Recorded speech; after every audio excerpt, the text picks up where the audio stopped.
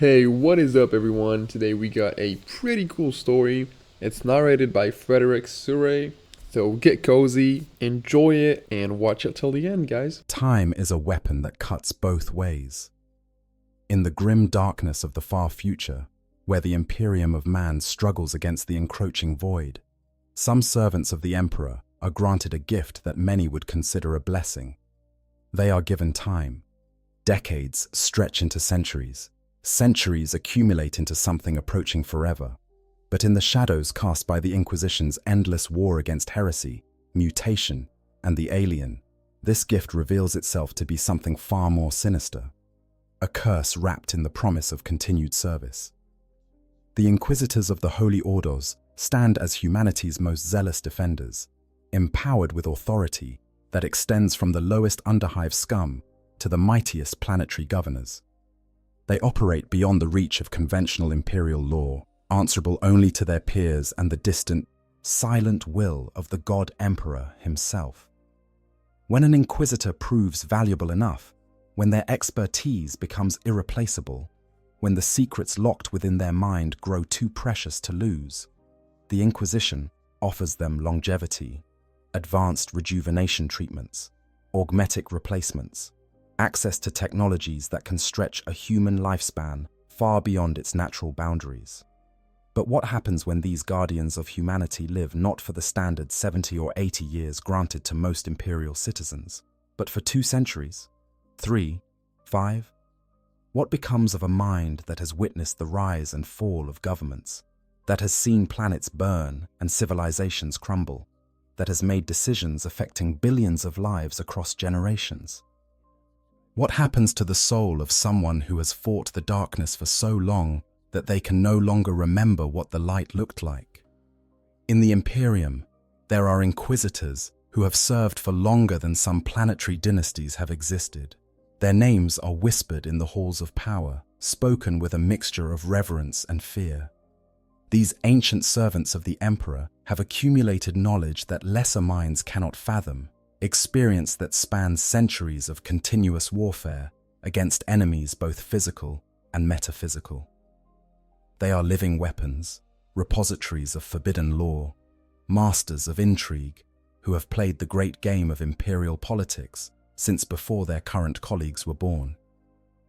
Yet there is a price for this extended existence, a toll that accumulates slowly, almost imperceptibly at first, but grows heavier with each passing decade. The human mind was never designed to carry centuries of memory. The heart was never meant to witness the death of everything it once loved, over and over, in an endless cycle of loss and replacement. The soul was never intended to bear the weight of decisions that have condemned billions to death in the name of the greater good. This is the story of what happens when an Inquisitor lives too long. It is not a tale of glory or honor, though both may feature in the telling. It is instead a chronicle of slow transformation, of the gradual erosion of everything that once made them human.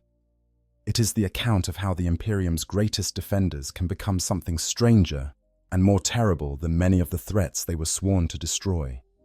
And it begins, as all such stories must, with the flesh. The human body is a fragile thing, in a galaxy filled with weapons that can vaporize entire armies, with diseases that can reduce a man to bubbling protoplasm in seconds, with 1,000 different ways to die screaming, the unaugmented human form is laughably vulnerable. Even without the horrors of war, time itself is an enemy that no mortal can defeat. Cells degrade, DNA unravels, organs fail. The machinery of life that once ran smoothly begins to grind and sputter, losing efficiency with each passing year until finally, inevitably, it stops.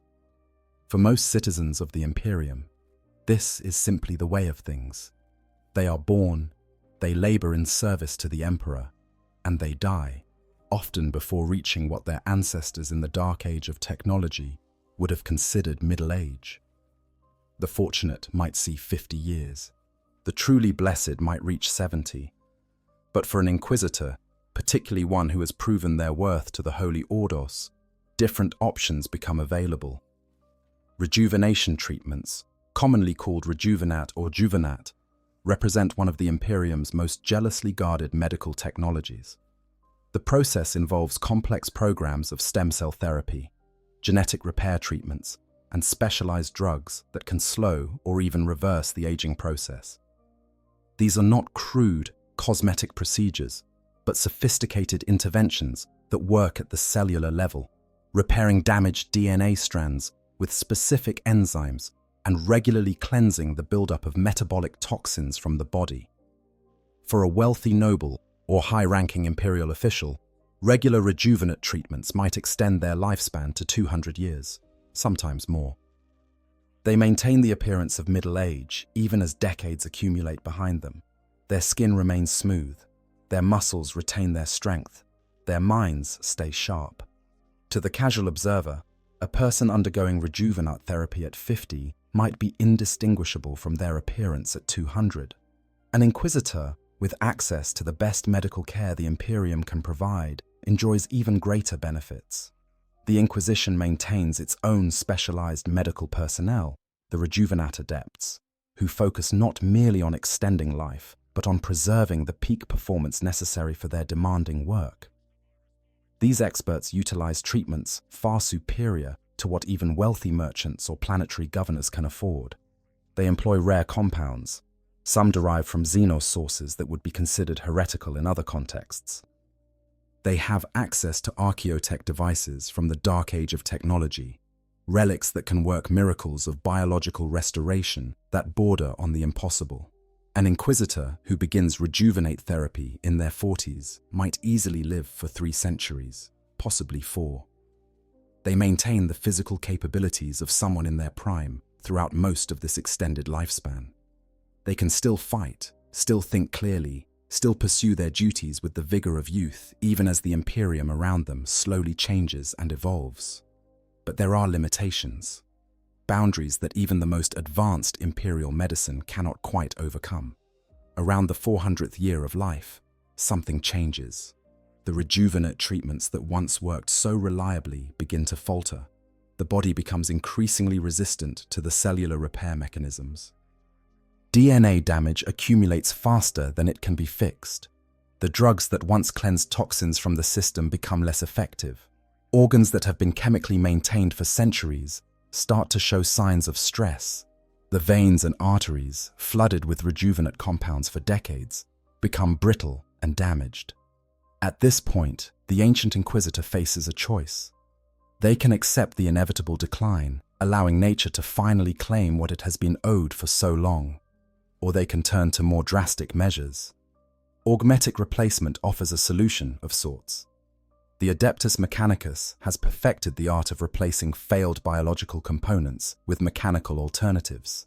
A heart that can no longer pump efficiently can be swapped for a mechanical substitute that will never tire. Lungs scarred by centuries of breathing toxic air can be replaced with filtration systems that process any atmosphere. Eyes that have grown dim can be removed in favor of augmetic sensors that see across multiple spectrums. Limbs can be replaced with mechanical prosthetics that never weaken. Organs can be swapped for machine components that require no rest. Even portions of the brain can be supplemented with cogitation units that enhance memory and processing speed. With each replacement, the ancient Inquisitor becomes less flesh and more machine, but they continue to function. They continue to serve. There are Inquisitors who have gone far down this path. Their bodies are more metal than meat, more circuit than synapse. They might retain their original brain, their essential consciousness, but the vessel that houses it has become something that would horrify the person they once were. They no longer eat, subsisting instead on nutrient paste fed directly into what remains of their digestive system. They no longer sleep in any conventional sense, their mechanical components requiring only periodic maintenance rather than rest. They no longer feel temperature or pain in the same way, their sensation mediated through sensors and interpreted by augmetic nervous systems. Yet, even this has its limits. The brain itself, that most precious and complex of organs, cannot be easily replaced. Some claim there are technologies that can transfer a consciousness into a fully mechanical form, dark secrets known as the Proteus Protocol. But these are considered tech heresy by most of the Mechanicus. Forbidden knowledge that violates the sacred human form.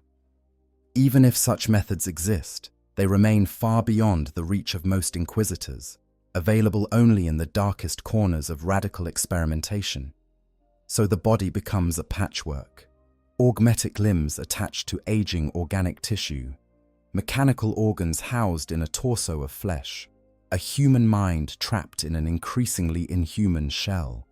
The ancient Inquisitor looks in the mirror and sees a stranger, someone who bears only a passing resemblance to the person they were when they first took up the inquisitorial rosette.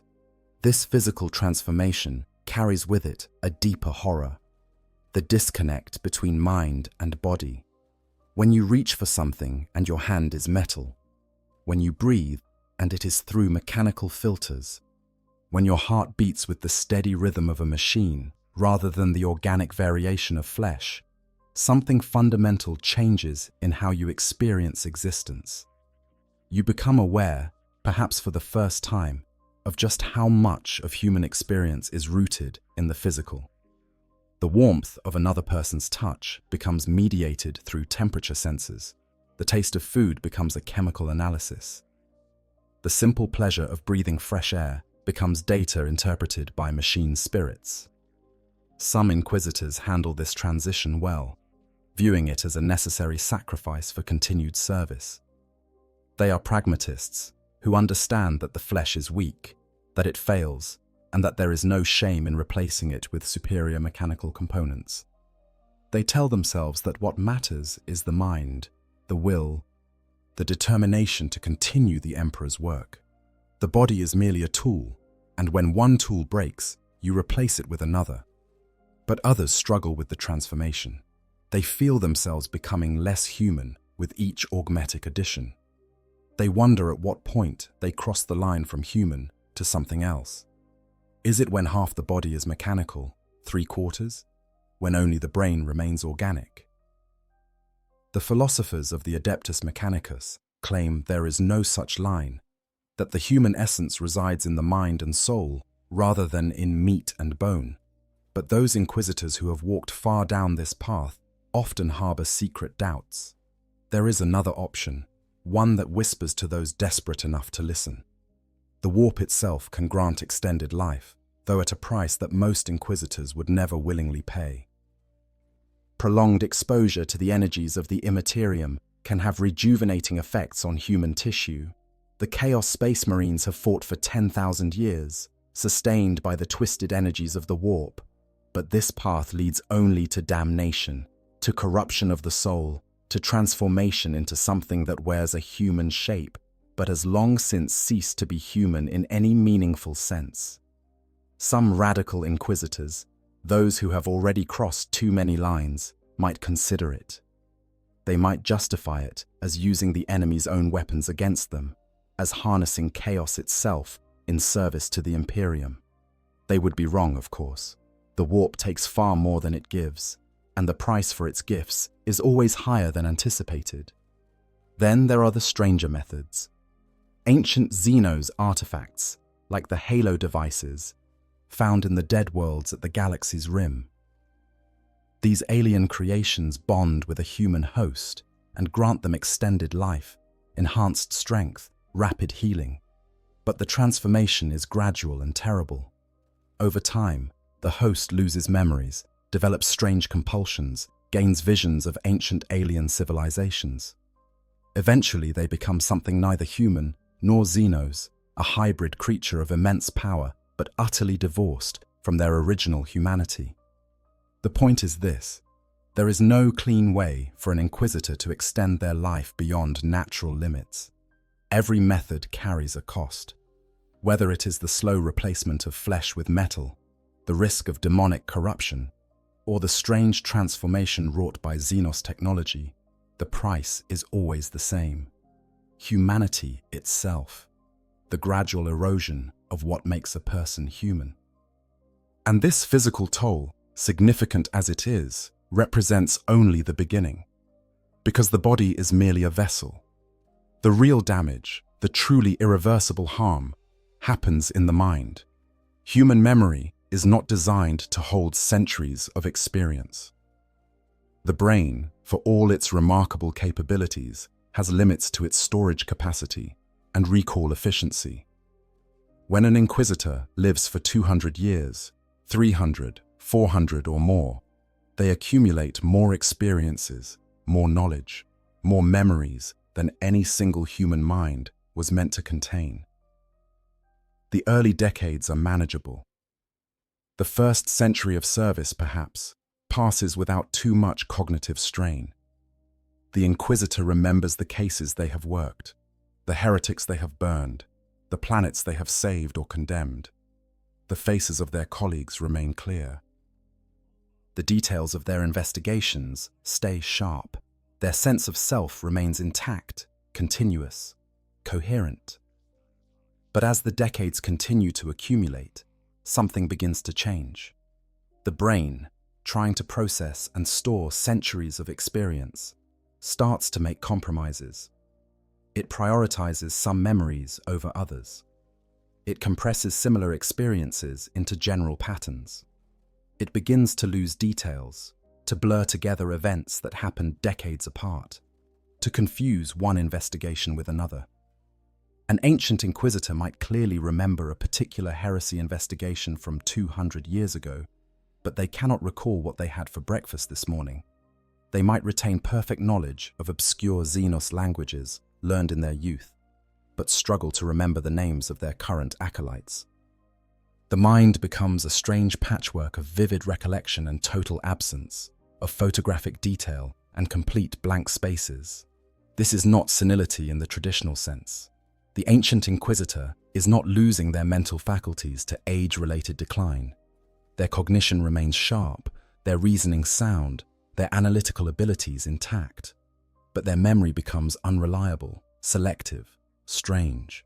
They might recall with perfect clarity a conversation that took place 3 centuries ago, while completely forgetting a meeting that happened last week. The emotional content of memories fades faster than the factual information. An Inquisitor might remember the tactical details of a battle from 200 years past, but they cannot recall how they felt watching their companions die. They retain the knowledge of what happened, but lose the visceral, emotional context that made it meaningful. This creates a peculiar form of disconnection. They know what they have experienced, but they no longer feel it in the way they once did. Over time, older memories become like historical records rather than personal experiences. The ancient Inquisitor might speak of events from their early career with the detachment of a scholar discussing ancient history, even though they were personally present for those events. The emotional weight has bled away, leaving only dry facts and tactical lessons. This selective forgetting serves a psychological purpose. The human mind cannot hold centuries of grief, of loss, of horror, without breaking. By allowing the emotional weight of old memories to fade, the mind protects itself from the accumulated trauma of centuries. An Inquisitor who could vividly recall every terrible decision they have made, every innocent life their actions have ended, every horrific sight they have witnessed across hundreds of years, would be crushed under the psychological burden. So the mind adapts. It creates distance. It transforms lived experience into abstract knowledge. It forgets the feeling while retaining the fact. But this adaptation comes with its own costs. As the emotional content of memory fades, so too does the Inquisitor's connection to their own past. They begin to feel like they are reading about someone else's life rather than remembering their own experiences. The person they were a century ago feels like a stranger. The decisions that person made, the beliefs they held, the relationships they valued, all seem distant and foreign. This creates a profound sense of discontinuity, an identity crisis that extends across centuries. When you can no longer clearly remember who you were at the beginning of your journey, when your personality and beliefs have shifted so many times that you barely recognize your former self, when the life you have lived feels like it belongs to someone else, who are you really? Some ancient inquisitors try to combat this through compulsive record-keeping. They maintain detailed journals, recording not just the facts of their investigations, but their thoughts, their feelings, their reactions. They create extensive archives of their own lives, external memory stores that they can consult when their biological recall fails them. They review these records regularly, trying to maintain some sense of continuity with their past selves. Others simply accept the discontinuity. They acknowledge that the person they were 200 years ago is, for all practical purposes, dead. The current iteration of themselves is a different individual who happens to inhabit the same name and position. They make peace with the strangeness of it, the existential vertigo of being a consciousness that has persisted across multiple distinct phases of identity. Then there is the problem of wisdom versus knowledge. An ancient inquisitor possesses vast knowledge accumulated across centuries of service. They have studied countless heresies, investigated innumerable alien threats, combated chaos in all its myriad forms. They have access to information and experience that younger inquisitors cannot match. But does this knowledge translate to wisdom? Or does the very accumulation of experience create its own form of blindness?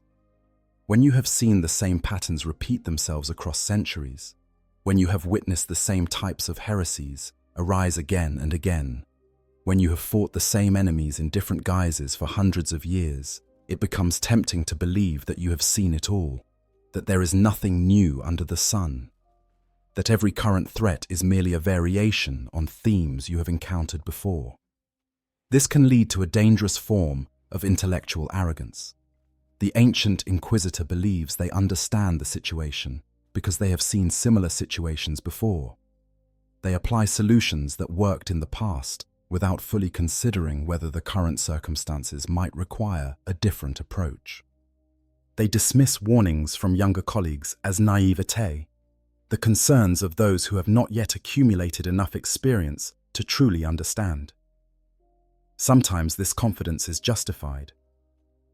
The ancient inquisitor's experience allows them to identify patterns that others miss, to recognize threats that less experienced investigators would overlook. Their accumulated knowledge becomes a powerful tool, but sometimes it blinds them. They become so convinced of their own understanding that they fail to see when the situation is genuinely different. They miss crucial details because they do not fit their expectations. They make catastrophic mistakes because they were too certain they knew what they were dealing with. The psychological burden of extended life also manifests in more subtle ways.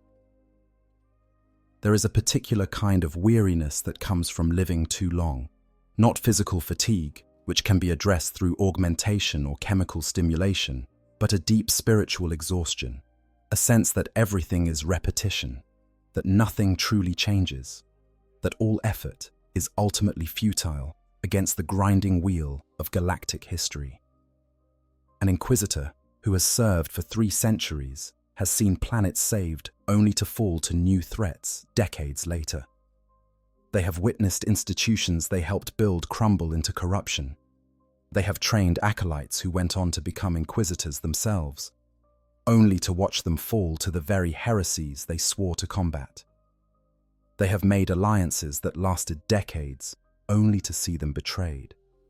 They have achieved victories that prove temporary and suffered defeats that seem permanent. This accumulated experience can breed a form of nihilism, a sense that nothing they do matters in the long term, that the Imperium's decline is inevitable, that all their efforts merely delay the ultimate fall rather than preventing it. Some ancient inquisitors become consumed by this despair, losing the fire that once drove them. They continue to perform their duties mechanically, going through the motions, but the passion has died.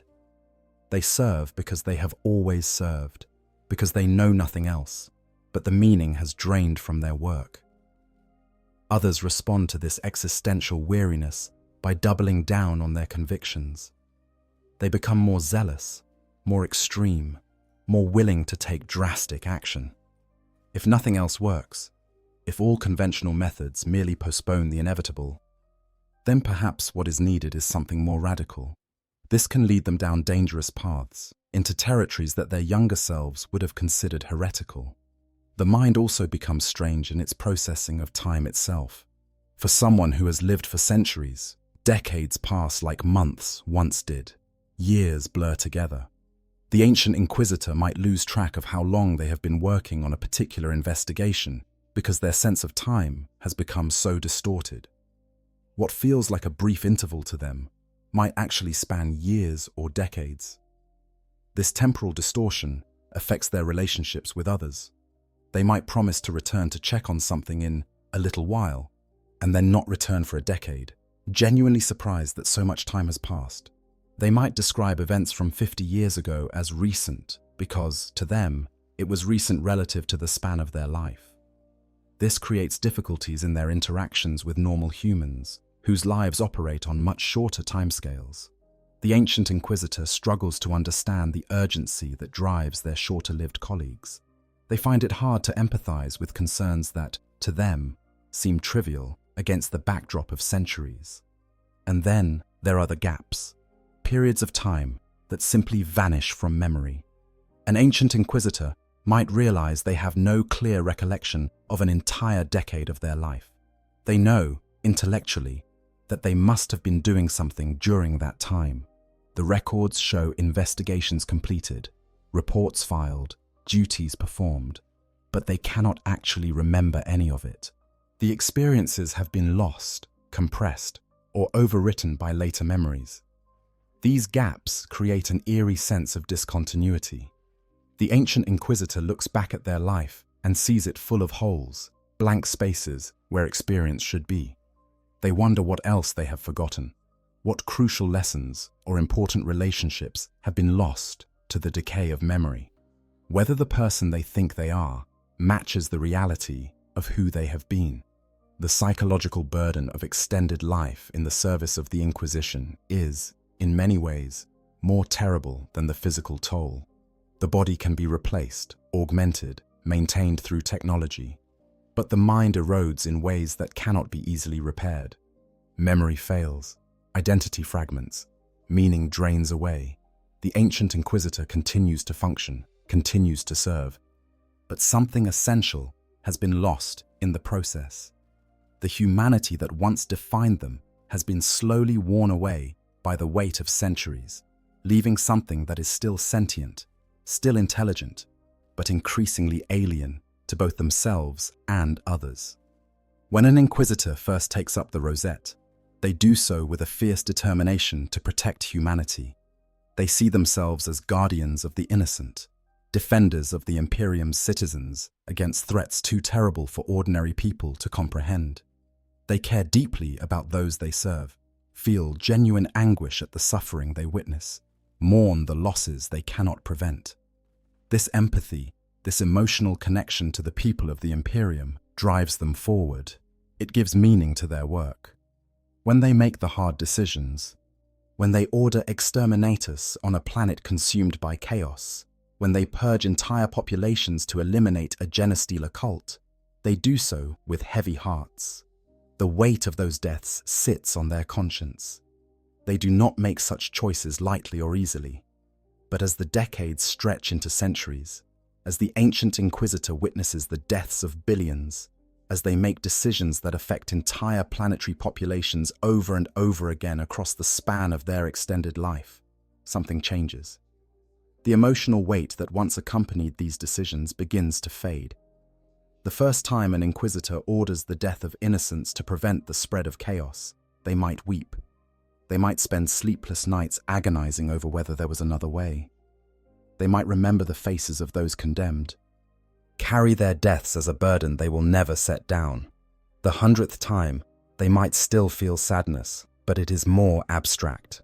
They have made this decision so many times before that the emotional impact has diminished. They know the calculus, understand the necessity, can justify it to themselves with practiced ease. By the 1000th time, it becomes routine. Just another tactical decision, an acceptable loss in service to the greater good. The ancient Inquisitor no longer loses sleep over such matters. They have seen too much, done too much, lived too long for individual deaths to carry the weight they once did. This is not psychopathy in the clinical sense. The ancient Inquisitor has not lost the ability to understand that others suffer. They intellectually comprehend that the deaths they order cause pain and loss. But they no longer feel it viscerally. They have become desensitized through sheer repetition, their emotional responses dulled by centuries of exposure to horror and violence. I've been fascinated by Eisenhower's story for quite a while, and rereading the novels while researching this video really hits different. The first time I read them, I thought it was about corruption and falling to chaos, but now I see it's really about time, about what happens when you live long enough to see all of your principles tested, all of your friends die. That's what makes the Inquisition's longevity treatment so tragic. They're not a gift, they're a curse disguised as an honor, and the Inquisitors who accept them don't realize what they're signing up for. But yeah, let's go back to the story. The people of the Imperium begin to seem less like individuals and more like abstract categories, no longer unique persons with their own hopes and fears and dreams, but data points in a larger tactical calculation. The population of a hive world becomes a number. The casualties of a military campaign become statistics. The innocent caught in the crossfire of an inquisitorial investigation become acceptable collateral damage. This transformation is gradual, almost imperceptible. The ancient Inquisitor does not wake up one day and suddenly stop caring about people. Rather, it erodes slowly over time, worn away by the relentless grind of centuries. Each decision that prioritizes the mission over individual lives chips away a little more at their capacity for empathy. Each time they choose to sacrifice the few for the many, the calculation becomes a little easier, the emotional cost a little less. The people around them become temporary. When you have lived for 300 years, you learn not to become too attached to anyone who lacks access to life extension. Your acolytes will age and die or be killed in the line of duty while you continue on. Your allies in other imperial organizations will serve their brief careers and then retire or perish while you remain. Even your fellow inquisitors, unless they too have the resources for extended rejuvenate, will eventually fail where you endure. So the ancient Inquisitor learns to maintain emotional distance. They work with these people, direct them, utilize their skills and abilities, but they do not allow themselves to truly connect. Attachment leads to pain when the inevitable loss occurs, and after centuries of such losses, the ancient Inquisitor has learned to protect themselves through disconnection. This creates a paradox. The Inquisitor is supposed to serve humanity, to protect the Imperium's citizens. But how can they truly serve people they no longer emotionally connect with? How can they make decisions in humanity's best interest when they have lost touch with what it means to be human? Some ancient Inquisitors try to compensate for this emotional distance by developing rigid moral frameworks. They create rules for themselves, guidelines that they follow with absolute discipline because they can no longer trust their emotional responses to guide them. They might decide that they will never order exterminatus unless certain specific criteria are met, or that they will always attempt to save civilians when tactically feasible, or that they will limit their use of radical methods to defined circumstances. These rules serve as a substitute for the natural empathy they have lost. They can no longer feel why it matters to protect innocent lives, but they can intellectually commit to doing so anyway. The framework becomes a kind of prosthetic conscience, an external structure that guides behavior when internal moral intuition has failed. Others become increasingly utilitarian in their thinking. They embrace the calculus of acceptable losses, making decisions based purely on maximizing good outcomes, regardless of the methods required. If purging 1 million people prevents the fall of a hive world containing billions, then it is the correct choice, and any emotional squeamishness about it is simply weakness. The ancient Inquisitor becomes a cold calculator of costs and benefits, optimizing for the greatest good as they understand it without allowing sentiment to cloud their judgment. This approach can be terribly effective. An ancient Inquisitor who has shed the burden of empathy can make decisions that others would shy away from. They can order horrific acts without hesitation, pursue the most efficient solution regardless of its human cost, sacrifice whatever and whoever is necessary to achieve their objectives. They become ruthlessly effective instruments of imperial will. But there is a danger here, one that the ancient Inquisitor might not recognize until it is too late. When you stop seeing people as people, when you reduce human lives to statistics and calculations, when you make decisions without emotional connection to their consequences, you begin to resemble the very monsters you fight. The chaos cults that sacrifice populations to their dark gods, the alien invaders that see humanity as mere biomass to be consumed, the heretic who experiments on living subjects without regard for their suffering, they all share this same quality. They view other beings as means to an ends, as resources to be utilized, as acceptable losses in service to their greater purpose. The ancient Inquisitor might protest that their purpose is noble, while the enemy's is evil. They serve the Emperor, protect the Imperium, fight for humanity's survival. But if the methods become indistinguishable, if the calculus of acceptable sacrifice becomes identical, then what remains of the difference? Intent. Does intent matter when the results are the same? There is also the problem of perspective. When you have lived for centuries, when you have witnessed the rise and fall of planetary governments, when you have seen entire sectors change hands in the great sweep of galactic history, individual lives seem very small and brief. What is one person suffering against the backdrop of the Imperium's 10,000-year history? What is the death of 1 million when measured against the trillions who live throughout the Emperor's domain? This cosmic perspective can make it difficult to care about individual tragedy. The ancient Inquisitor has seen so much, experienced so much, that nothing that happens to any single person, or even any single planet, seems particularly significant. They have developed the emotional distance of a historian studying events from a millennium past, except they are dealing with the present. Some ancient Inquisitors become aware of this problem and try to correct for it. They force themselves to engage with individual people, to hear their stories, to remember that every statistic represents someone's daughter or father or friend. They visit hospitals and orphanages, walk through hive cities and agri-worlds, deliberately expose themselves to the individual faces behind the numbers. These efforts can help, at least for a time, but it is hard work, requiring constant mindfulness and deliberate effort. The natural drift is always toward abstraction, toward disconnection, toward viewing humanity as a vast collective rather than billions of individual persons. And that drift becomes stronger the longer the Inquisitor lives. Eventually, some ancient Inquisitors cross a line they do not even recognize. They begin to see themselves as fundamentally separate from the rest of humanity. They are not like these short-lived, fragile beings who struggle through their brief existences. They have transcended the normal limits of human life. They have accumulated knowledge and experience that place them above common citizens. They have become something more, and therefore the rules that apply to ordinary people no longer bind them in the same way. This sense of superiority is often subtle and unconscious. The ancient Inquisitor would never explicitly claim to be superior to other humans. They still serve the Imperium, still work to protect humanity. But their attitudes and decisions reveal the underlying belief. They make choices on behalf of billions without consulting them, certain that they know better. They override the concerns of planetary governors and military commanders, confident that their centuries of experience trump any local expertise.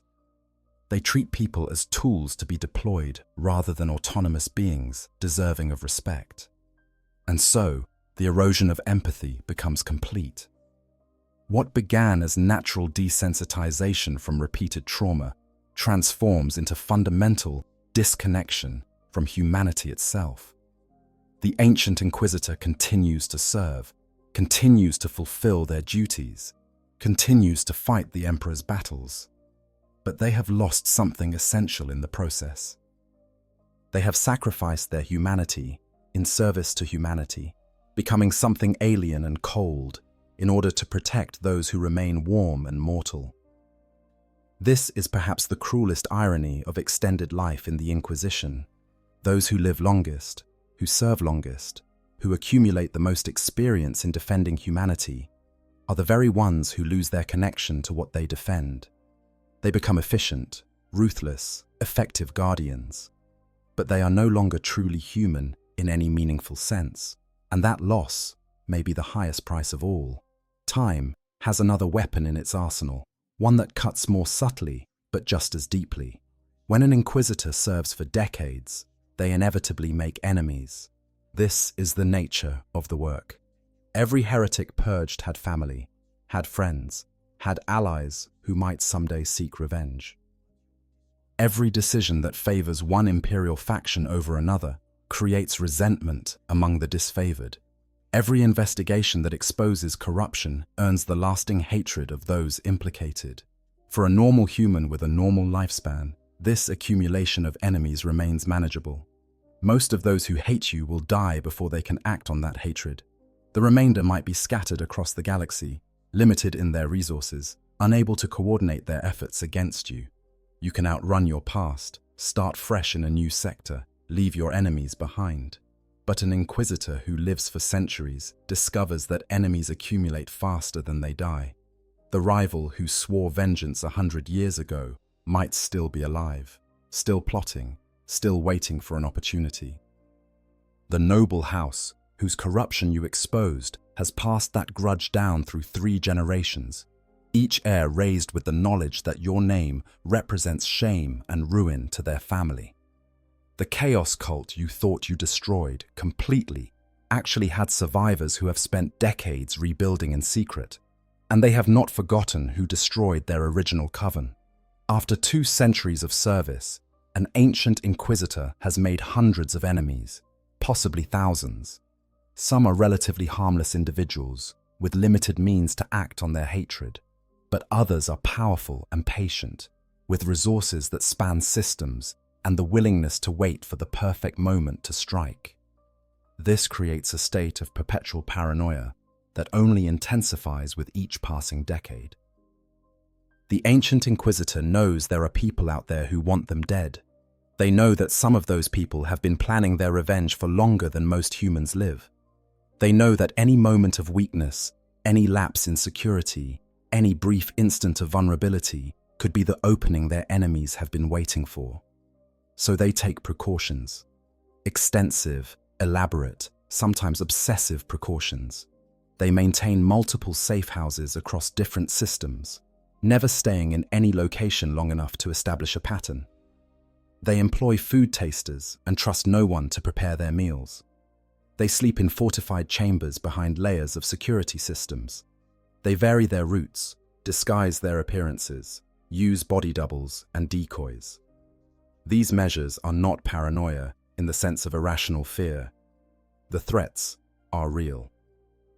The ancient Inquisitor can name specific individuals or groups who have attempted to kill them over the years. They have survived countless assassination attempts, uncovered innumerable plots against their life, outlasted enemies who devoted their entire existence to seeing them destroyed. But the constant vigilance required to survive centuries of such threats takes its toll. The ancient Inquisitor can never fully relax.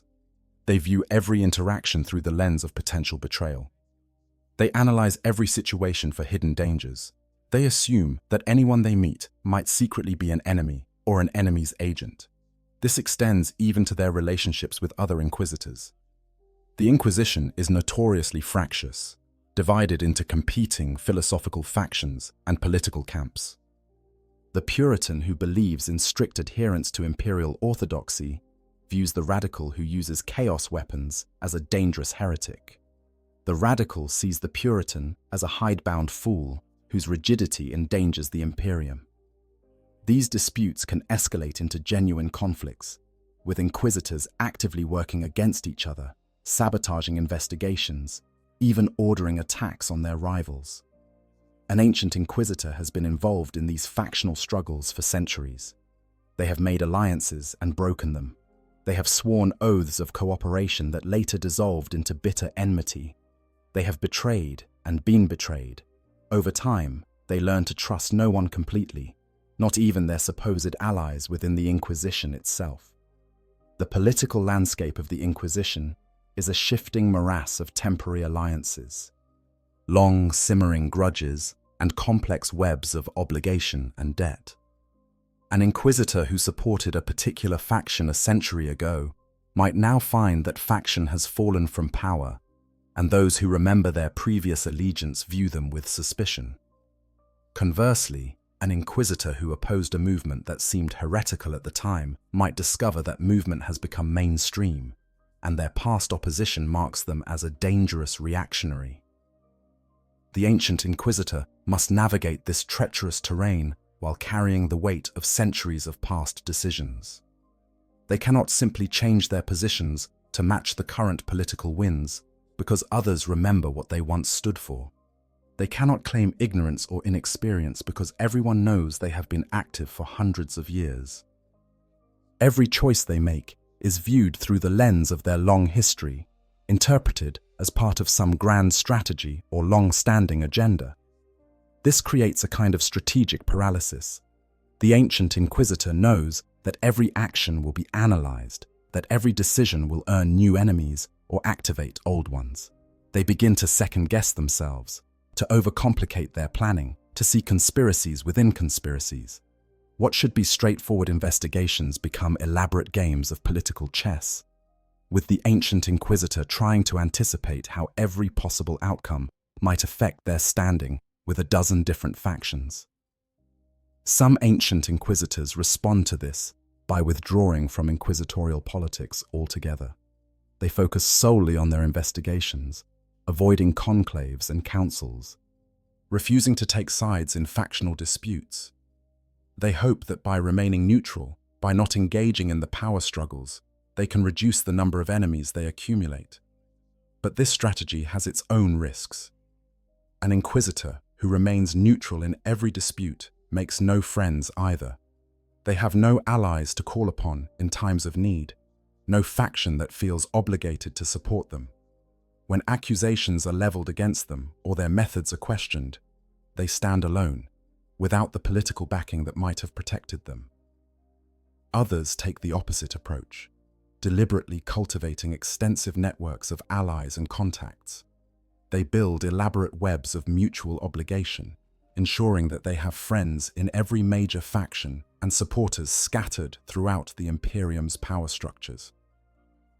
They use their extended lifespan as an advantage, maintaining relationships across generations, calling in favors owed by the grandparents of current officials. But these networks become their own form of prison. Every alliance requires maintenance. Every debt incurred must eventually be repaid. The ancient inquisitor finds themselves spending more time managing their political relationships than actually conducting investigations.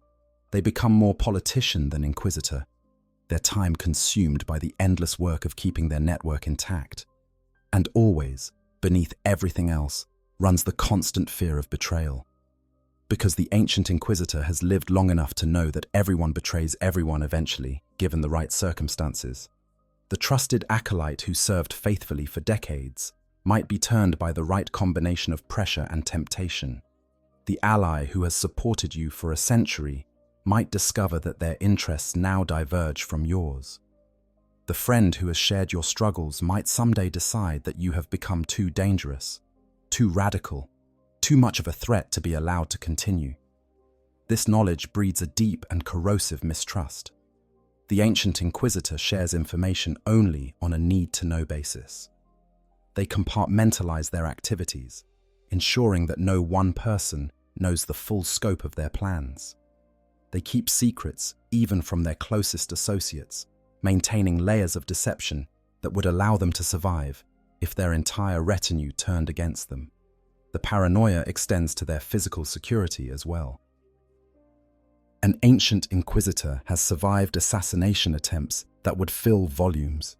They have been poisoned, ambushed, sabotaged, and targeted by every method imaginable. They have walked into traps that should have killed them and survived only through luck or paranoia-driven precautions. These experiences teach brutal lessons. The ancient Inquisitor learns to trust their instincts when something feels wrong. They develop elaborate personal security protocols and follow them with religious devotion. They test their food for toxins, vary their routes, maintain multiple identities, never establish predictable patterns. Some go even further, employing body doubles who impersonate them in public appearances, while the real Inquisitor remains hidden. Others use psychic blanks as shields against telepathic surveillance or assassination.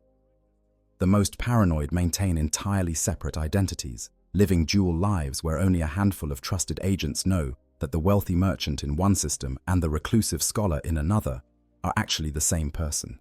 This level of operational security becomes necessary because the threats are sophisticated and patient. An enemy who has spent 100 years planning your assassination will not be deterred by simple precautions. They will study your habits, infiltrate your organization, prepare elaborate contingencies. They might even be willing to sacrifice themselves in the process, knowing that removing you from the board is worth their own death. The ancient Inquisitor knows all of this because they have seen it happen to others. They have witnessed fellow Inquisitors who survived centuries of service finally fall to an enemy who waited for the perfect moment. They have investigated the deaths of colleagues and marveled at the complexity and patience of the plots that claimed them. So they take nothing for granted. They assume every message might be compromised, every meeting a potential trap, every ally a possible traitor. They live in a state of perpetual readiness for betrayal, their minds constantly running threat assessments, evaluating everyone around them for signs of duplicity.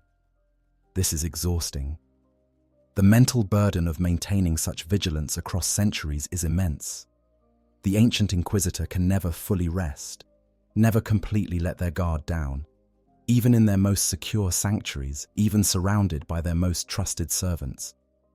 They remain alert for danger, and still, despite all their precautions, they know it is not enough. They know that someday, somewhere, they will make a mistake. They will trust the wrong person, or overlook a crucial detail, or simply have a moment of bad luck. And when that happens, one of the enemies who has been waiting for decades or centuries will finally succeed. This knowledge shapes everything about how they operate. It makes them cautious to the point of paralysis sometimes, unwilling to act because any action creates new vulnerabilities. It isolates them from others because connection creates risk.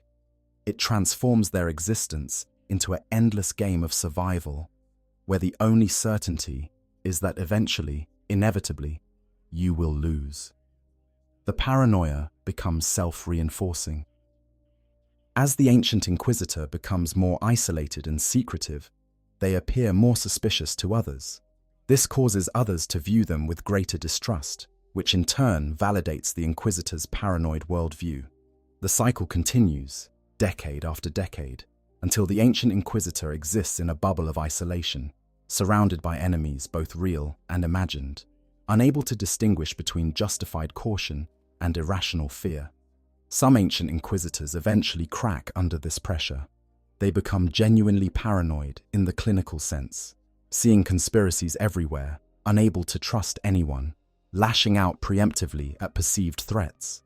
They order purges of their own organizations, convinced that traitors have infiltrated their ranks. They destroy long-standing alliances over imagined slights. They become the very threat they feared, dangerous and unstable, until finally, their fellow Inquisitors are forced to intervene. Others simply withdraw. They retreat to hidden sanctuaries and conduct their work remotely through intermediaries, minimizing their exposure to the dangers of the outside world. They become shadows, whispered rumors, Inquisitors who have not been seen in person for decades, but whose influence still shapes events across entire sectors. Either way, the accumulation of enemies across centuries fundamentally transforms the ancient Inquisitor. They cannot move freely, cannot act spontaneously, cannot build genuine relationships. Every decision must be filtered through layers of security considerations. Every person they encounter might be an enemy or an enemy's agent. The weight of all those grudges and vendettas becomes a cage more effective than any prison. This is what it means to live too long in service to the Inquisition. Every year adds new enemies to the list. Every decade makes the web of threats more complex. Every century of survival requires ever more extreme precautions. Until finally, the ancient Inquisitor exists in a state of perpetual siege, defending against threats both present and future, carrying the weight of centuries of accumulated enmity. It is a burden that only grows heavier with time, and unlike the physical toll of aging, there is no augmetic replacement that can ease its weight. When an Inquisitor first takes up their rosette, they typically adhere to what are called Puritan philosophies. They believe in fighting the Imperium's enemies through approved methods, using sanctioned weapons, following established doctrines. They might belong to the Amalathian faction, believing that the Emperor has a grand plan and their role is to preserve the Imperium's institutions while that plan unfolds. Or they might be Thorians, seeking evidence of the Emperor's will manifest in particularly saintly individuals. Perhaps they subscribe to monodominant beliefs, viewing all Xenos and unsanctioned psychers as threats to be eliminated. Whatever their specific philosophy, these young Inquisitors share a common belief that there are lines that must not be crossed. Using chaos artifacts, even against chaos itself, is forbidden. Employing Xenos technology is heresy. Binding demons to your service is unthinkable. These rules exist for good reasons, they believe, and violating them leads only to corruption and damnation. But then they encounter situations where the approved methods fail. They face threats that cannot be defeated through conventional means. They watch innocent people die because they were unwilling to use tools that might have saved them. And slowly, grudgingly, they begin to wonder if perhaps the rules are too rigid. If perhaps the survival of the Imperium requires methods that their Puritan peers would condemn. This is how it begins. Not with a dramatic fall to heresy, but with a single exception. Just this once, the Inquisitor tells themselves, just for this particular threat, I will use a tool that would normally be forbidden. They employ a Xenos device to track a cult leader. They study a chaos tome to better understand their enemy. They allow a sanctioned psyker to push beyond their safety limits to gain crucial information. And it works. The forbidden method succeeds where approved techniques failed. The Inquisitor achieves their objective, saves lives, protects the Imperium. They congratulate themselves on their pragmatism, their willingness to do what was necessary, despite the personal cost to their conscience. But now a line has been crossed. The Inquisitor knows that forbidden methods can be effective. They have personal experience proving that the strict Puritan restrictions sometimes stand in the way of success. When they encounter the next difficult situation, the next unsolvable problem, it becomes easier to reach for those forbidden tools. After all, they used them before and did not fall to corruption. They are strong enough to handle the taint. They can control it. This pattern repeats itself across decades. Each time the Inquisitor uses a radical method, it becomes a little easier to justify the next use. The forbidden becomes familiar. The exceptions become the rule. What once seemed unthinkable becomes merely distasteful, and then simply pragmatic. The transformation is so gradual that the Inquisitor might not notice it happening. They still consider themselves fundamentally loyal to the Emperor. They still believe they are fighting to protect the Imperium. They do not see themselves as radicals or heretics. They are simply practical, willing to use any tool available if it means defeating humanity's enemies. But their methods have changed. Where once they would have destroyed a chaos artifact immediately upon discovering it, now they might study it first, learn its secrets, perhaps even keep it for future use. Where once they would have executed any cultist tainted by chaos exposure, now they might interrogate them extensively, trying to extract every scrap of useful information, even at the risk of their own spiritual corruption.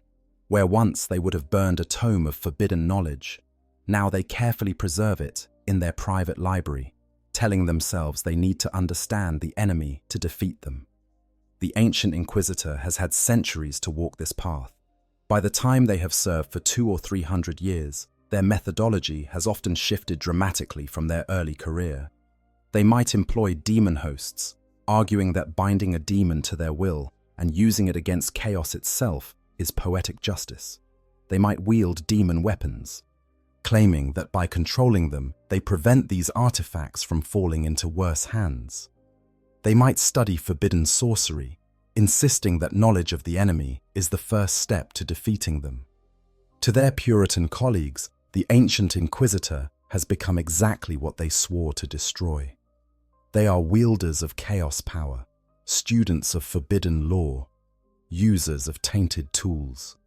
The fact that they claim to serve the Emperor means nothing when their methods are indistinguishable from those of the heretics they supposedly hunt. But the ancient Inquisitor sees it differently. They have fought the Emperor's enemies for centuries. They have seen threats that would shatter the minds of their critics.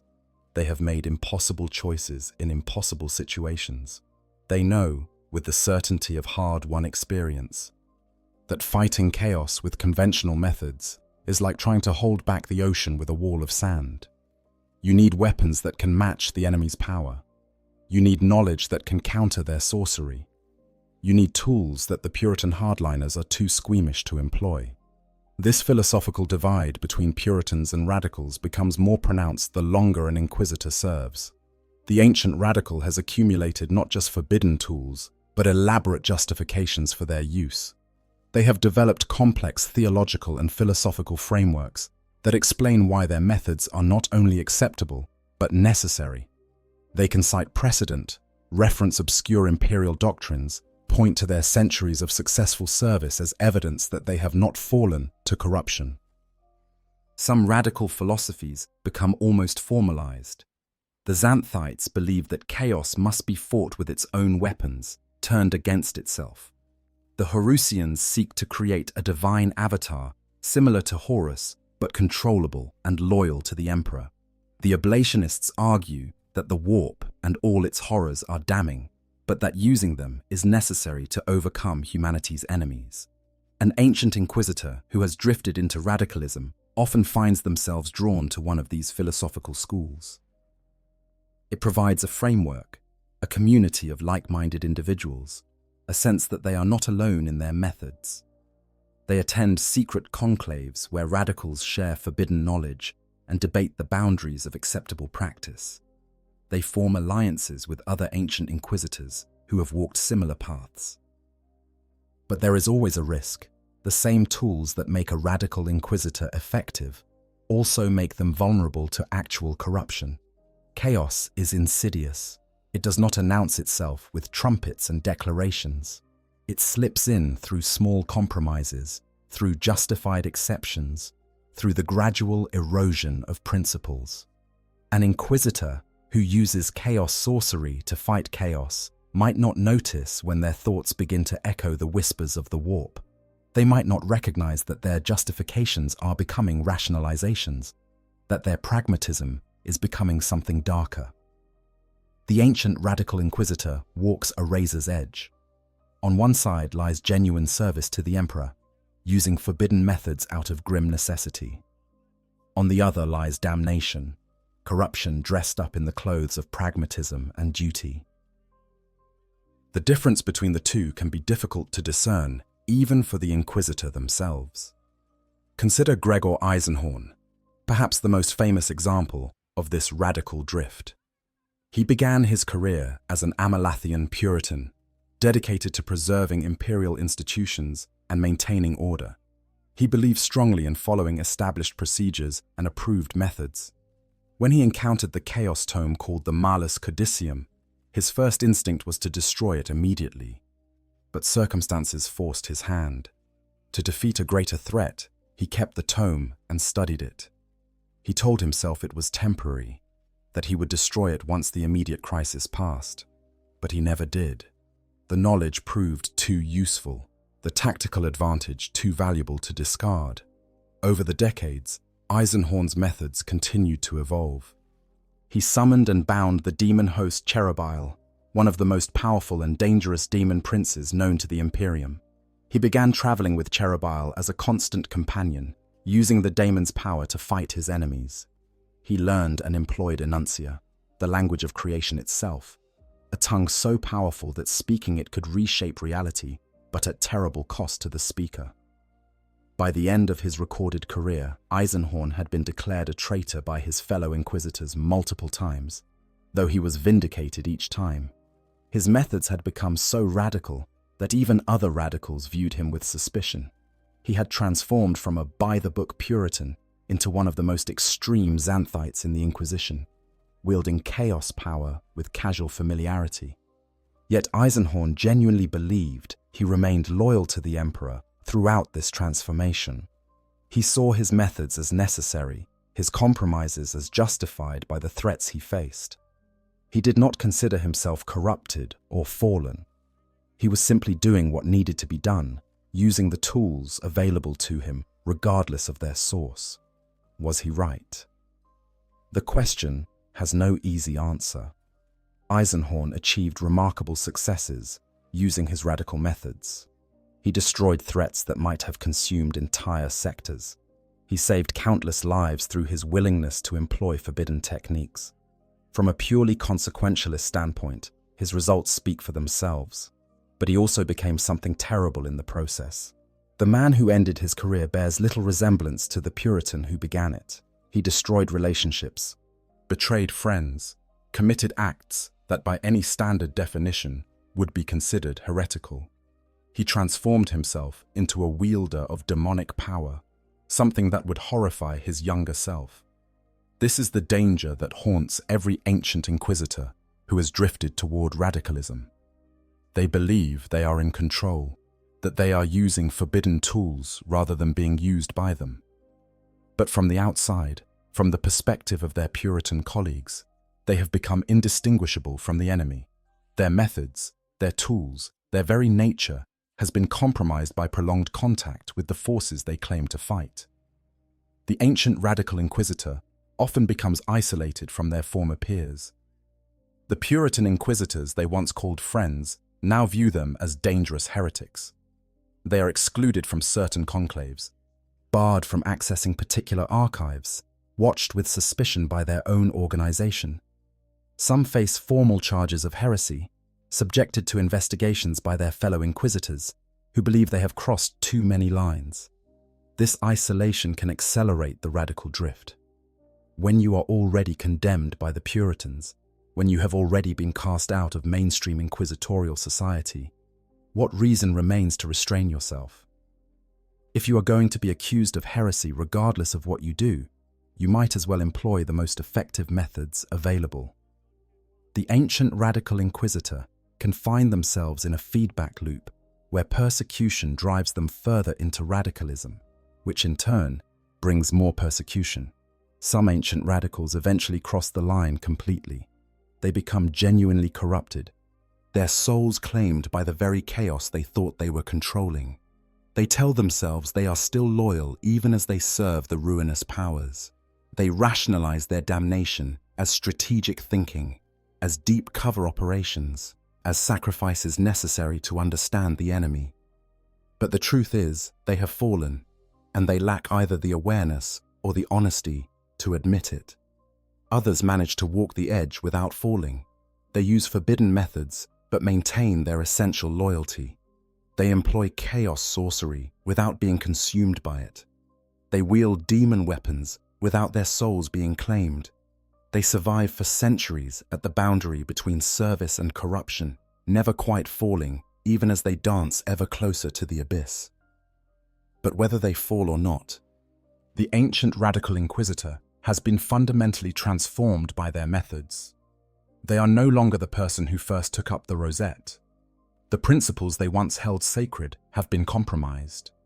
The lines they swore never to cross have been crossed so many times that they are barely visible anymore. They have become something strange and terrible, wielders of forbidden power, students of dark knowledge, beings who blur the line between imperial servant and chaos cultist. This is perhaps the most insidious toll of extended service. The physical changes are obvious, the accumulation of augmetics visible for all to see.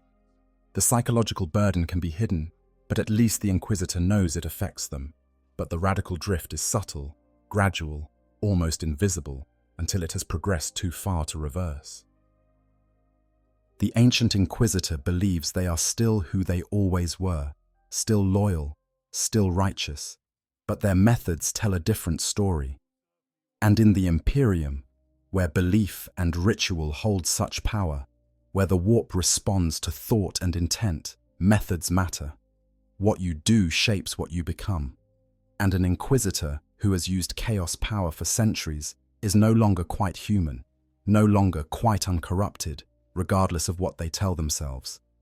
Power, paradoxically, can become its own form of imprisonment. When an Inquisitor first achieves their rank, they marvel at the authority it grants them. They can requisition armies, command starships, override planetary governors.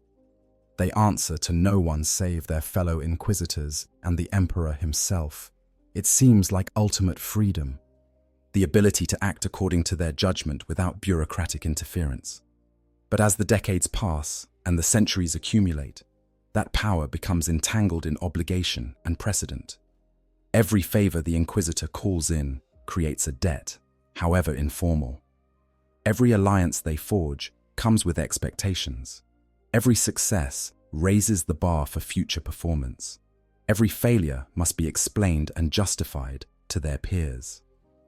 The ancient Inquisitor discovers that they are not actually free to do as they please. They have accumulated too many relationships, too many debts, too many expectations. Their reputation has become a weight that constrains their actions more effectively than any formal hierarchy could. Consider a simple investigation. When a young Inquisitor pursues a heretic, they can act with relative independence. They might consult with colleagues or request assistance, but ultimately they have wide latitude in their methods and approach. Their reputation is still being established, so their failures do not carry catastrophic weight. But when an ancient Inquisitor with 3 centuries of service undertakes an investigation, everything becomes complicated. Other Inquisitors expect to be consulted because of long-standing alliances or past collaborations. Imperial officials expect their concerns to be considered because of previous working relationships. The ancient Inquisitor's own subordinates have expectations based on how they have operated in the past. Moreover, an ancient Inquisitor's actions carry weight far beyond their immediate effects. When someone who has served for 300 years declares a planet irredeemable and orders exterminatus, that decision is scrutinized much more carefully than the same order from a younger colleague. Did they have sufficient cause? Did they exhaust all alternatives? Or are they becoming too quick to reach for drastic solutions? This creates a paradox. The ancient Inquisitor has more nominal authority than their younger colleagues, but less practical freedom. They are constrained by their own history, by the weight of precedent, by the expectations of those who know their reputation. Political obligations accumulate in particularly insidious ways. Over centuries of service, an ancient Inquisitor builds extensive networks of contacts and allies throughout the Imperium's power structures. They know planetary governors, chapter masters, archbishops, rogue traders, noble houses. They have done favors for hundreds of different individuals and organizations, and those favors must eventually be repaid. But every favor owed is a future obligation. When the distant cousin of someone you helped a century ago calls asking for assistance, you cannot easily refuse without damaging your reputation for honoring debts. When an organization you supported in the past requests your intervention in a current crisis, they expect you to remember their past loyalty. The ancient Inquisitor finds their schedule increasingly consumed by these political necessities. They attend conclaves they do not care about because their absence would be noted and interpreted as a snub.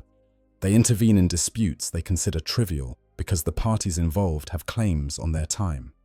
They spend precious resources helping allies with their problems because maintaining those alliances requires reciprocity. This is less obvious than formal hierarchy, but equally constraining. The ancient Inquisitor is trapped in a web of their own making, bound by obligations they accumulated across centuries of building and maintaining their political position. There is also the burden of symbolic importance. An Inquisitor who has served for 300 years becomes a symbol to their faction, to their ordo, sometimes to the Inquisition as a whole. They represent continuity, stability, institutional memory. Younger Inquisitors look to them for guidance and precedent. Their actions are interpreted as setting policy for their entire faction. This means the ancient Inquisitor can never simply act as an individual. Everything they do carries symbolic weight. If they are known as a Puritan Amalathian and they employ a radical method, it sends shockwaves through their faction. Other Amalathians wonder if this represents a shift in doctrine, if they should reconsider their own positions. If they are seen as a champion of cooperation with other Imperial Adepta, and they suddenly refuse to work with the Adeptus Mechanicus on a particular issue, people interpret it as a signal of broader policy change. The ancient Inquisitor becomes a prisoner of their own image. They cannot evolve, cannot change their positions, cannot adapt to new information without massive political consequences. They are frozen in place by the weight of expectation. Forced to continue representing ideas and philosophies they might privately question simply because too many people depend on that representation. Some ancient Inquisitors try to escape this trap by deliberately maintaining a low profile. They avoid conclaves, refuse to take on acolytes who might continue their legacy, operate in the shadows rather than seeking recognition. But this creates its own problems. An Inquisitor who has served for centuries cannot truly hide. Their name is known, their reputation established. Even their absence from events is noticed and interpreted. Others lean into it, embracing their role as elder statesmen of the Inquisition. They cultivate their image carefully, using it as a tool to advance their agenda. They speak at conclaves with the authority of centuries, shaping inquisitorial doctrine through the weight of their experience. But this too is a trap. The more they invest in their public role, the more constrained they become by the need to maintain it. The bureaucratic burden also increases with time.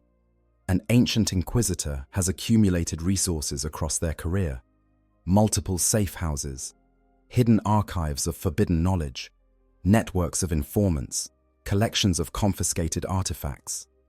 All of these assets require management and maintenance. Some ancient Inquisitors maintain vast organizations more complex than the governments of small worlds.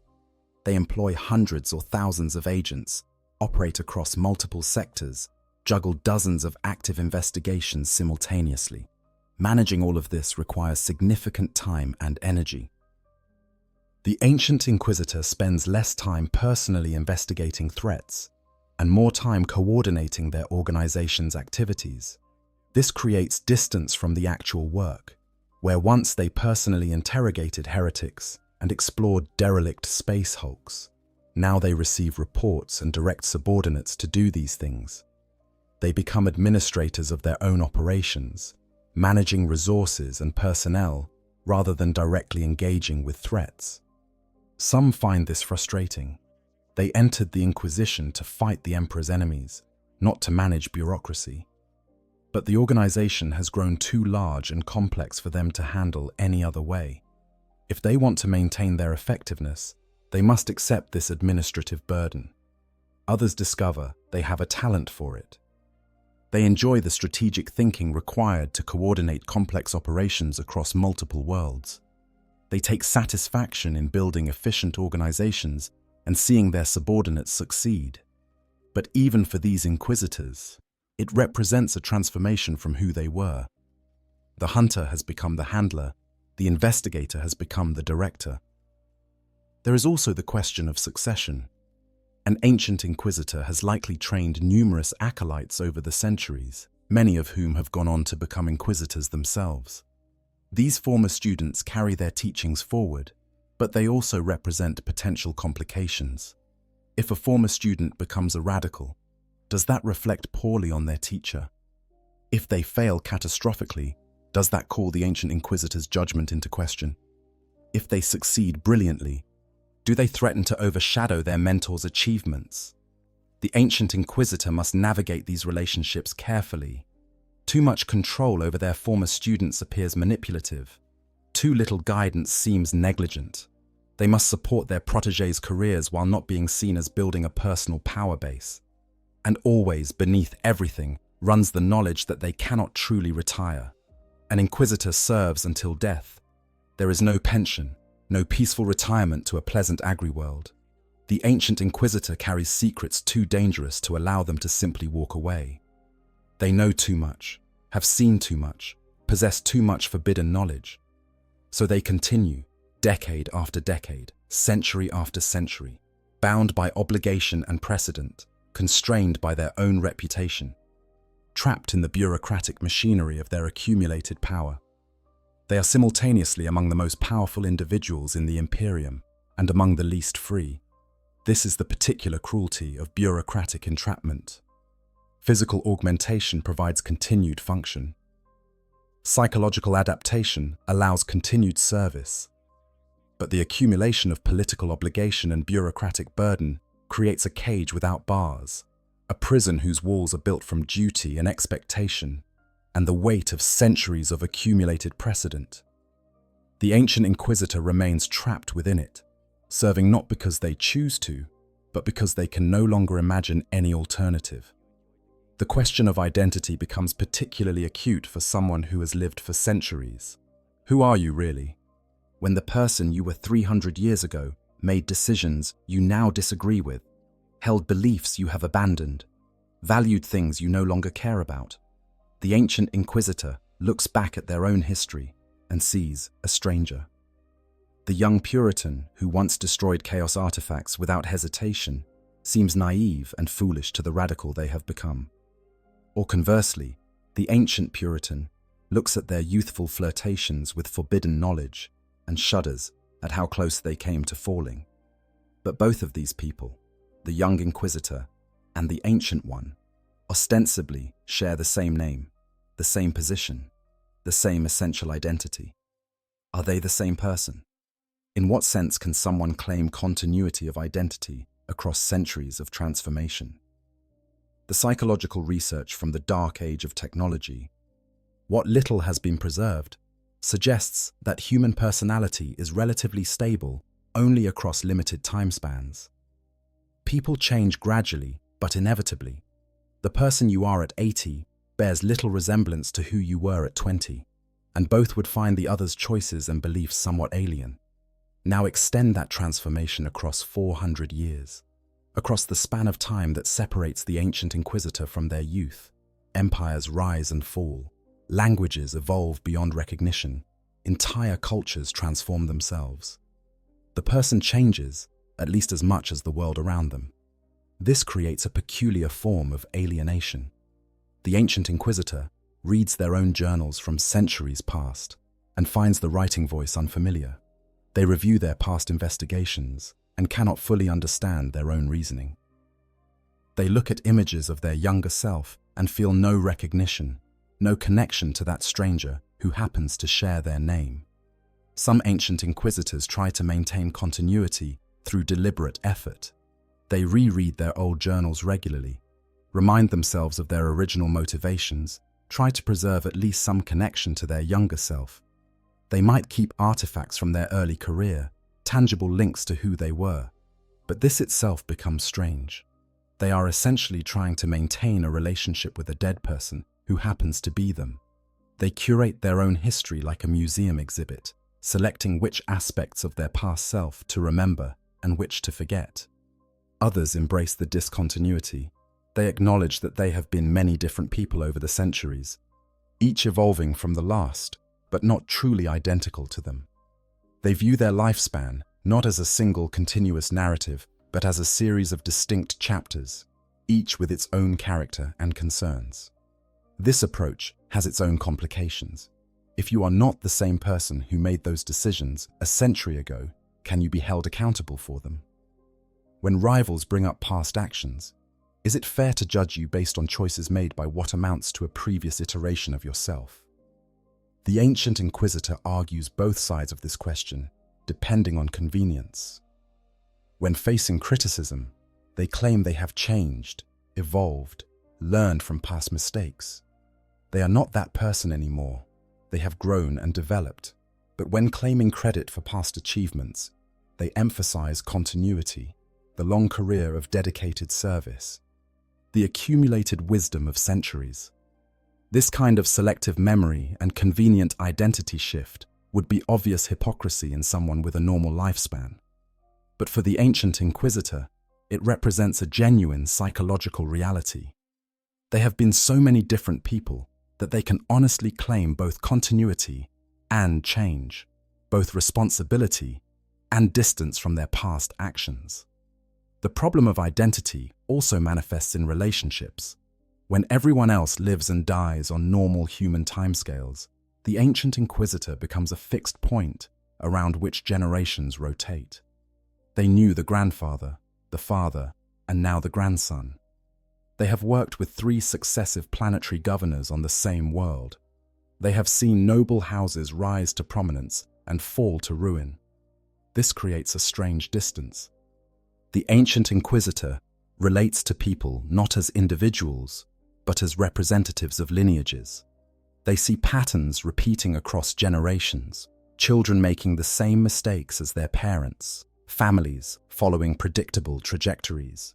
Individual people become less important than the dynasties they represent.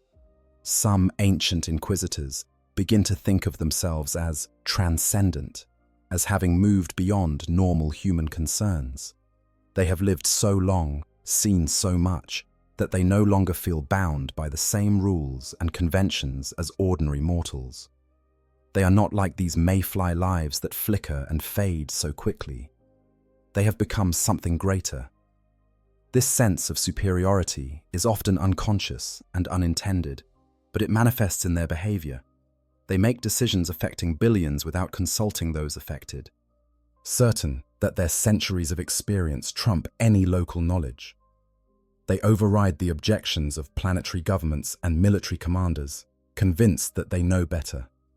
They treat people as tools to be deployed rather than autonomous beings with their own agency. In essence, the ancient Inquisitor begins to see themselves as a god among mortals. Not in the literal sense of claiming divinity, but in the sense of operating on a different level of existence. They have transcended normal human limitations. They have become eternal, or nearly so. They possess knowledge and power beyond mortal comprehension. Why should they be bound by merely human concerns? This is perhaps the most dangerous form of identity dissolution. The ancient Inquisitor has not just changed as a person. They have changed their conception of what kind of being they are. They no longer identify with humanity in the same way. They have become other, separate, distinct, and this otherness shows in every aspect of their being. In how they speak, with the weight of centuries lending gravity to every word. In how they move, with augmetic precision rather than organic fluidity. In how they think, processing information through patterns developed across hundreds of years. In how they feel, or rather fail to feel, the emotions that drive normal humans. The ancient Inquisitor looks at the person they were when they started and sees someone pitifully naive. That young Inquisitor thought they understood sacrifice, duty, the cost of service, but they knew nothing. They had not yet paid the real price, had not yet given up everything that makes life worth living in service to an empire that will never thank them and a God who will never acknowledge their sacrifice.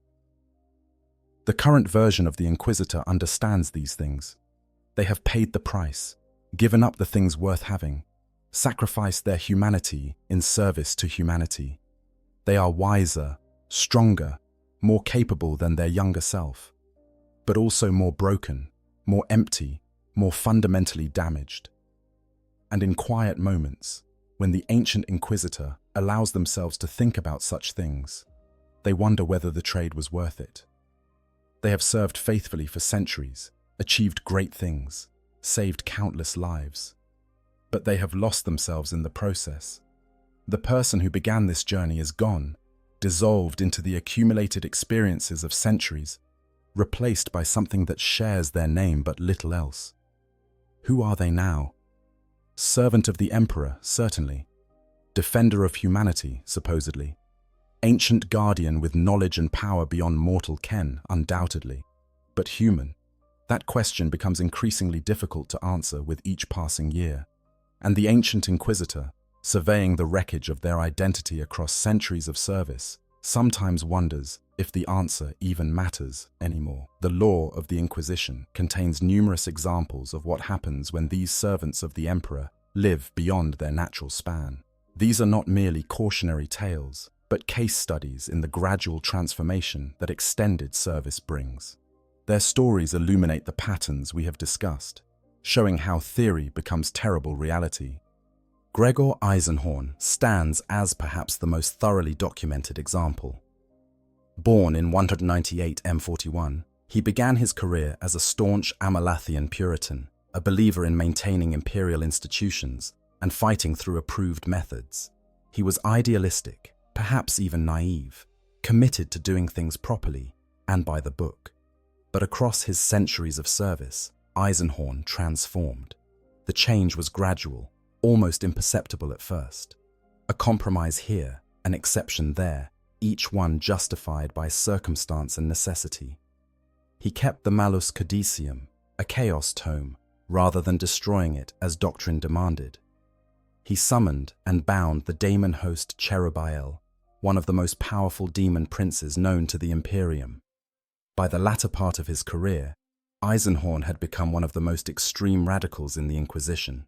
He traveled with Cherubael as a constant companion, using demonic power with casual familiarity. He employed enuncia, the language of creation itself, despite the terrible physical cost it extracted. He maintained private archives of forbidden knowledge that would horrify even many other radicals. Twice he was declared a traitor by his fellow inquisitors. Twice he was vindicated, his methods proven necessary against threats that conventional approaches could not defeat. But the accusations speak to how far he had drifted from Puritan orthodoxy.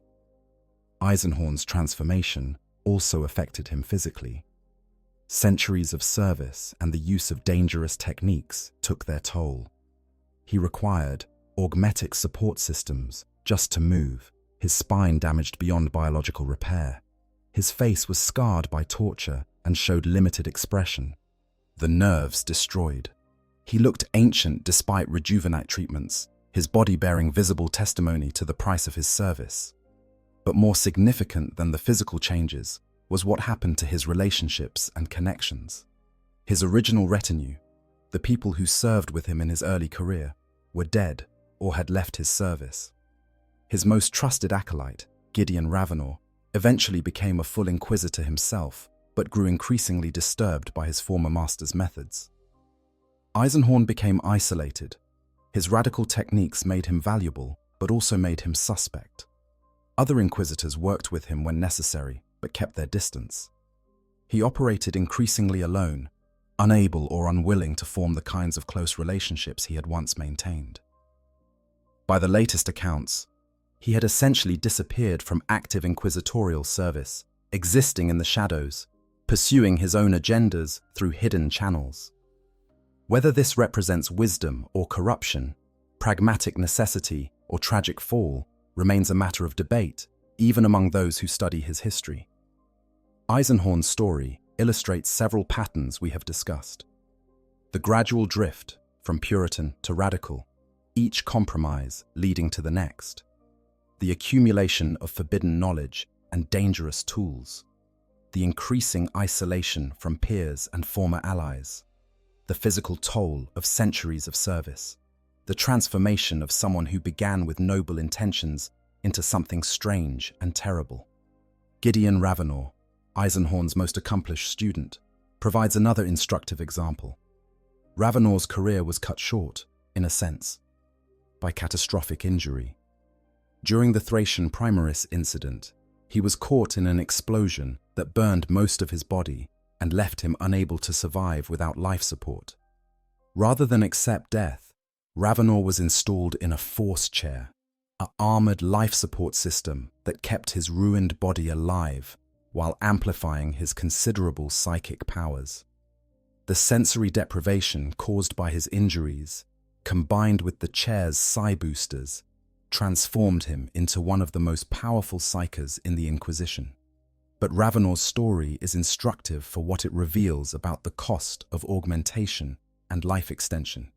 His body was essentially dead, kept functioning only by constant technological intervention. He could not leave his chair, could not experience the physical world directly. Everything came to him mediated through sensors and augmetic interfaces. This created a particular form of isolation. Ravenor could not shake someone's hand, could not embrace a friend, could not feel the warmth of sunlight or the texture of fabric. All physical sensation became abstract data interpreted through machine systems.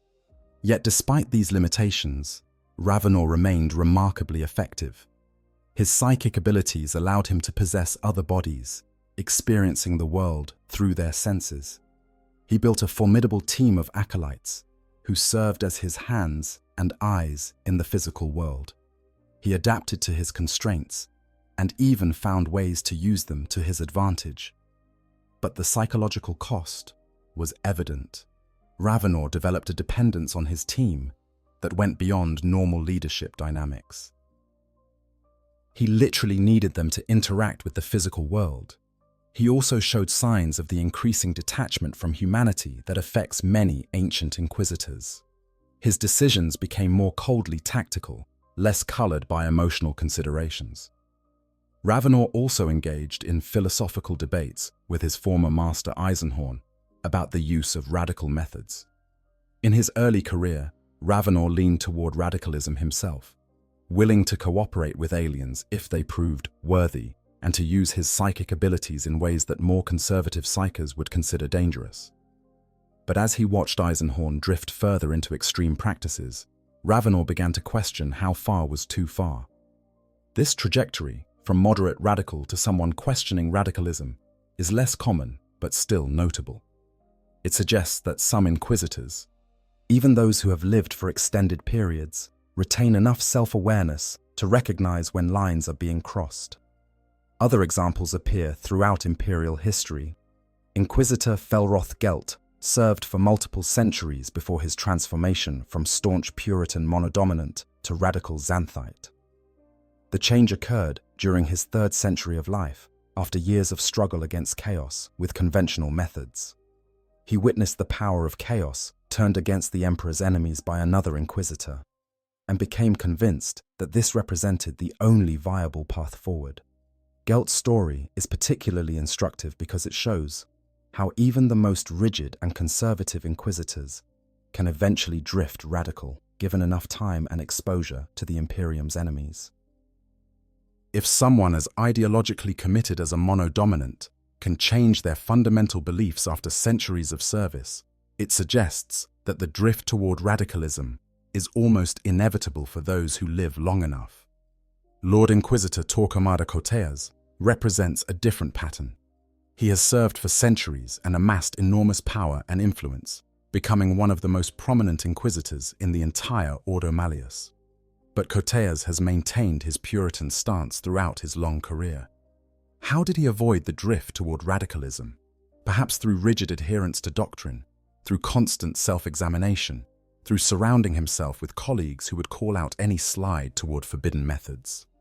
Or perhaps he simply possessed unusual strength of will and moral clarity that allowed him to resist temptations that claimed others. Whatever the reason, Coteas's example proves that extended service does not inevitably lead to radicalism. It is possible, though apparently rare, to serve for centuries while maintaining orthodox methods and beliefs. But even Coteas shows signs of the other costs we have discussed. His political influence has made him a target of constant intrigue. His long service has isolated him from those with normal lifespans. His accumulated enemies surely number in the thousands. The case of Inquisitor Kixos provides a cautionary example of what happens when radicalism goes too far. Kixos was ancient even by inquisitorial standards, having served for many centuries. He became obsessed with harnessing chaos power to create a divine avatar, similar to the Horusian philosophy, but taken to extremes.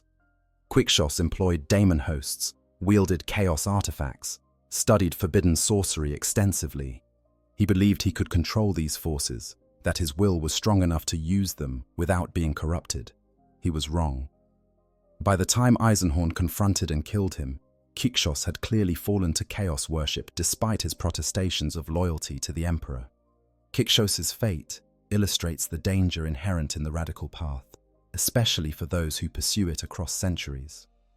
The longer you dance with chaos, the greater the risk of eventually falling. What begins as pragmatic use of enemy weapons against themselves can become genuine corruption. And the Inquisitor might not recognize the transition until it is far too late. These examples, drawn from the documented history of the Inquisition, reveal common patterns. Extended service correlates with drift toward radicalism, though the drift is not inevitable. Physical augmentation becomes necessary as biological rejuvenat eventually fails. Political power accumulates along with political enemies. Isolation from those with normal lifespans increases. The sense of being separate from normal humanity, of operating on a different level of existence, grows stronger.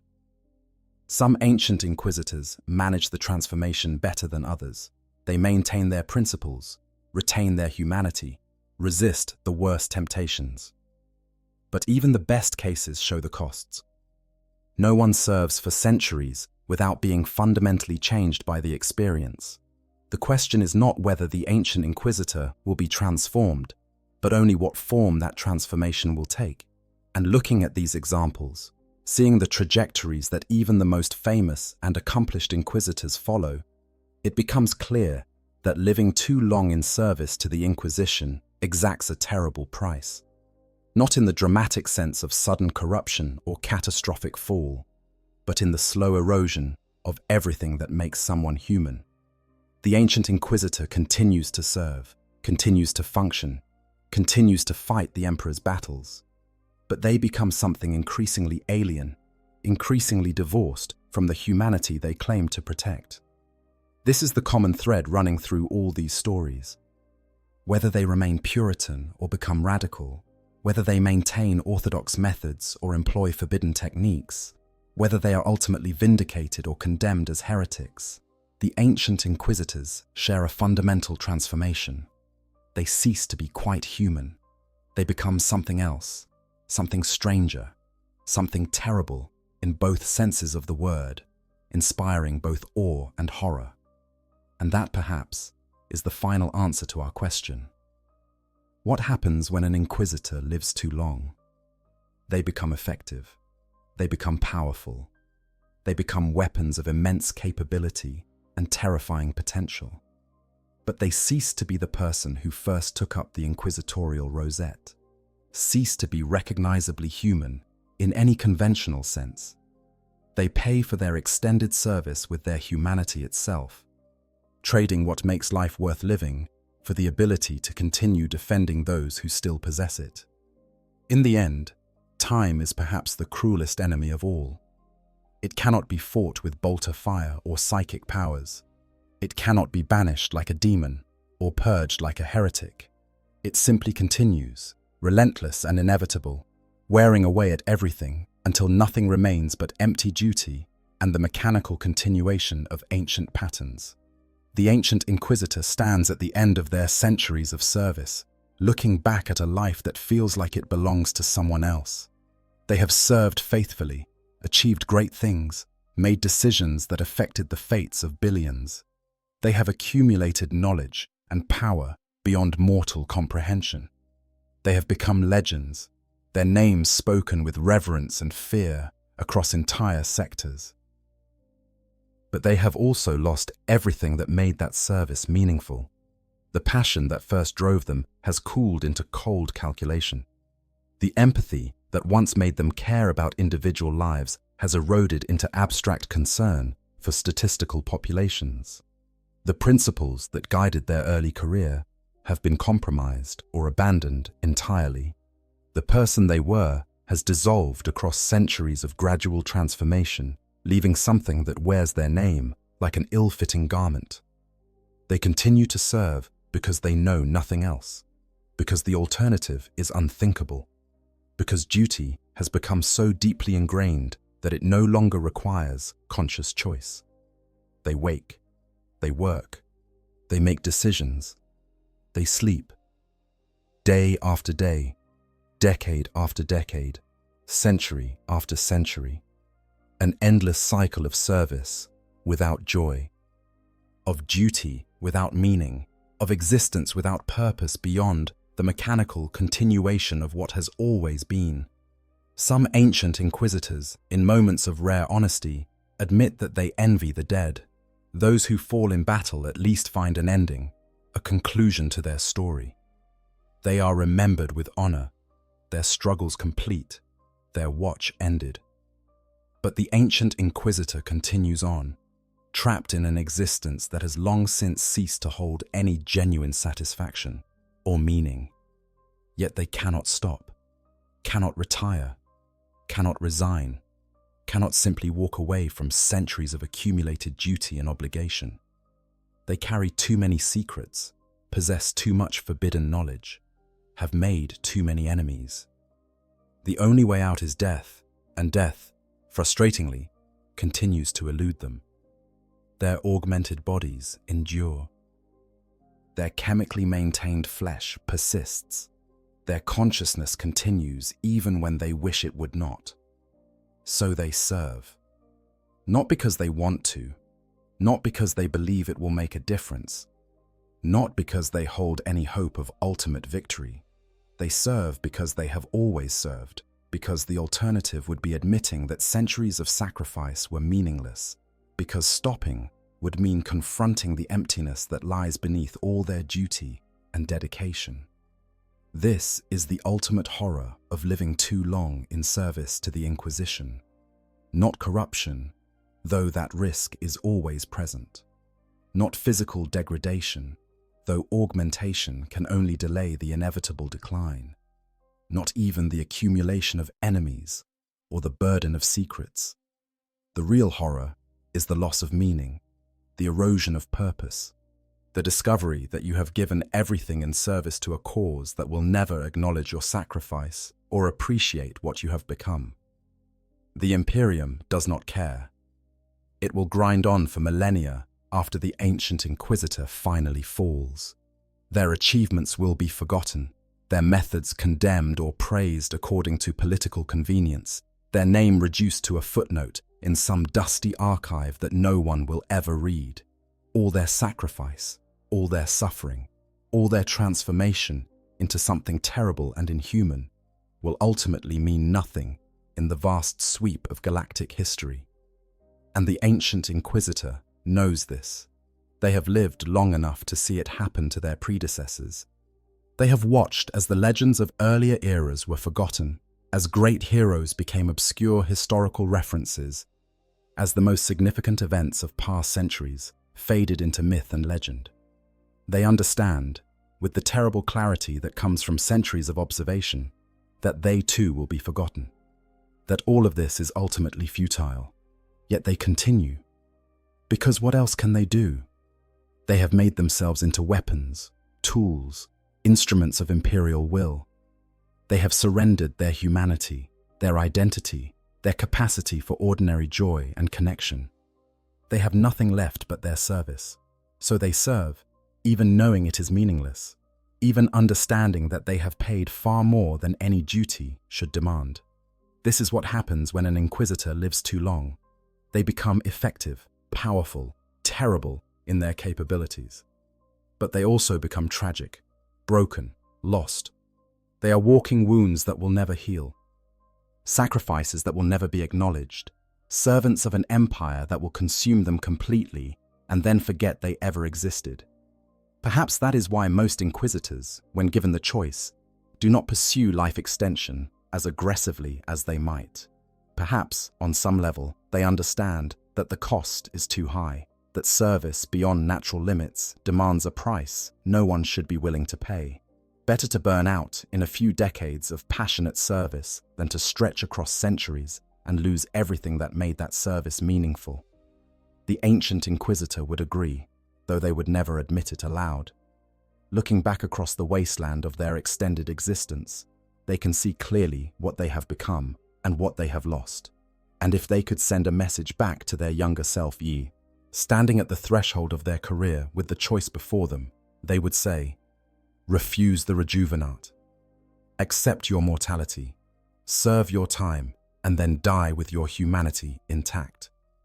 But there is no going back, no way to undo centuries of choices and consequences.